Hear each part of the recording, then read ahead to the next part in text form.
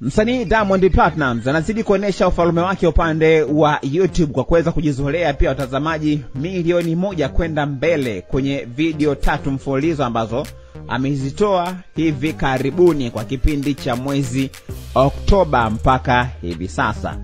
Utakumbuka kwamba Diamond Platnumz aliachia wimbo wake wa Msumari ilikuwa ni Septemba 29 mwaka 2025 ambao mpaka sasa hivi una watazamaji milioni 4.1 mpaka hivi sasa. Oktoba 10 mwaka 2025 aliachia wimbo wake ambao unaitwa Nani, ambao una watazamaji milioni 4.6 mpaka hivi sasa, na video ya mwisho ambayo msanii huyo pia ameitoa ni Sasampa ambayo ina watazamaji milioni 1.2 mpaka muda huu hapa. Sasa unaweza kuona ni namna gani pia ambavyo msanii huyo amekuwa na ushawishi mkubwa sana inapokuja kwenye swala la kazi zake pia ambazo amekuwa akizitoa.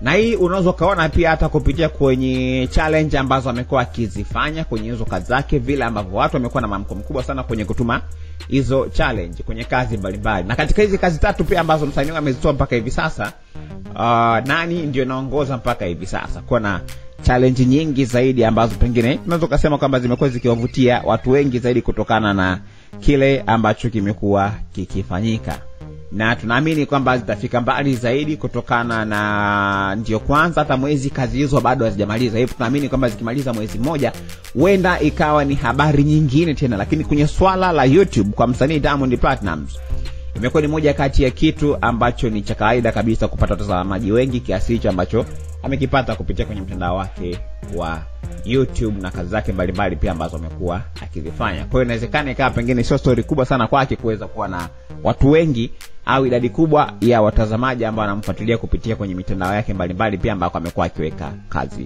zake. Mtazamo wako ni upi? Usikose kutuandikia chochote kusubscribe ili pia uweze kupata notification kila story ambayo inawekwa hapo.